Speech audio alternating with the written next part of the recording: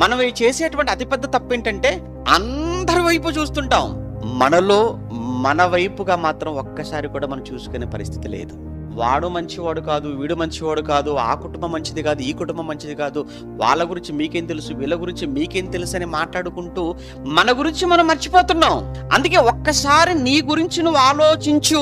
నీ కొరకు నువ్వు ఆలోచించడం ఎప్పుడైతే ప్రారంభిస్తావో అప్పుడు నీ విషయంలో నీకు కలిగేటువంటి ఆ దుఃఖం అన్నది ఏదైతే ఉందో ఆ దుఃఖం నీలో మారు మనసును, నీలో ఆ దుఃఖం ఒక పశ్చాత్తాపాన్ని తీసుకుని వస్తుంది. ఇప్పుడు మా ముందండి మీరు అంత బాగుంటారండి, మీ ముందు కూడా మేము అంత బాగుంటామండి, కానీ ఒక్కసారి ఎవ్వరూ లేరు, ఒంటరిగా మీరు దేవుడే ఉన్నారు. అప్పుడు ఎలా ఉంటారు?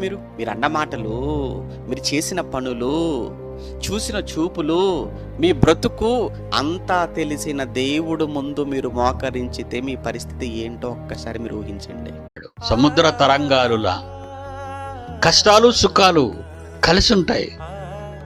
ఆ కష్ట సుఖాలు అనేవి మానవ జీవితంలో తెలియకపోతే మీరు చావును మర్చిపోరు.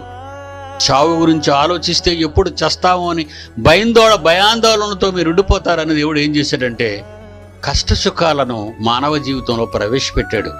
అది యేసుక్రీస్తు అయినా కావచ్చు, అపోస్తులైనా కావచ్చు, ఒకనాటి యోసేపు అయినా కావచ్చు. కష్టం ఉండాలి. క్రైస్తవుడు శ్రమ అనుభవించాలి, కష్టాలు అనుభవించాలి. క్రైస్తవుడు అనుభవించకపోతే క్రైస్తవుడు కాదు. నాకే కష్టాలు లేవండి, నాకే శ్రమలు లేవండి, నాకే బాధలు లేవంటే నువ్వు క్రైస్తవుడు కాదు. అసలు కష్టాలే అనుభవించకపోతే మీరు క్రైస్తవులే.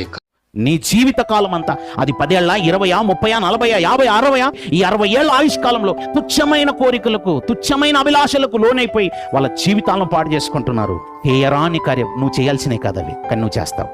ఈ పాడు పనులు ఏంటండి? ఈ వ్యభిచారాలు ఏంటండి? మీకు మద్యం అలవాట్లేదు కదండి. పాపభూయిష్టమైన ఆలోచనలు వస్తున్నాయంటే నీలో ప్రోగ్రామింగ్, వేరే ప్రోగ్రామింగ్ వచ్చేసి పనిచేస్తుందన్నమాట. చేయరాని కార్యం చేస్తావు. వాడి ప్రోగ్రామ్ నీలో ఇన్సర్ట్ చేసేసాడు. వెంటనే దాన్ని డీయాక్టివేట్ చేసేయండి. వెంటనే మీలోంచి ఆ ప్రోగ్రామ్ అంతా తీసేసేయండి. నిన్ను రోబోగా మార్చుకున్నాడు వాడు.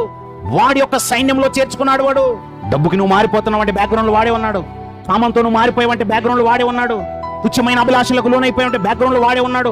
ఏ దానికైనా బ్యాక్గ్రౌండ్ వాడే ఉంటాడు. ఇదంతా ఆపరేటింగ్ చేసేది వాడే. నీవు దయ్యం చెప్పినట్టుగా కదులుతున్నావు, జాగ్రత్త. వెంటనే వాడి ఆలోచనలు ఇవన్నీ తీసేసేయండి, దేవుడికి చోటిచ్చేసేయండి. ఇప్పుడైనా మెల్కొండిగా. నేను దేవుని నమ్మేశాను, నేను దేవుని మీద ఆధారపడి ఉంటానని నువ్వు నిలబడగలవా? అప్పుడప్పుడు కొంతమంది పిల్లలు చూడండి, యవనస్తులైన పిల్లలు, అరే సరదాగా అలా టైం పాస్ కోసం అలా బయటకు వెళ్దాం పదా, నీకు ఉన్న కాలం ఎంతరా, నువ్వు అలా కనబడి అలా మాయమైపోయేవాడు అని దేవుడు చెప్తున్నాడు. అలా సరదాగా అలా వెళతావు, మళ్ళీ వస్తావన్న నమ్మకం కూడా లేదు. అలా ఎంతమంది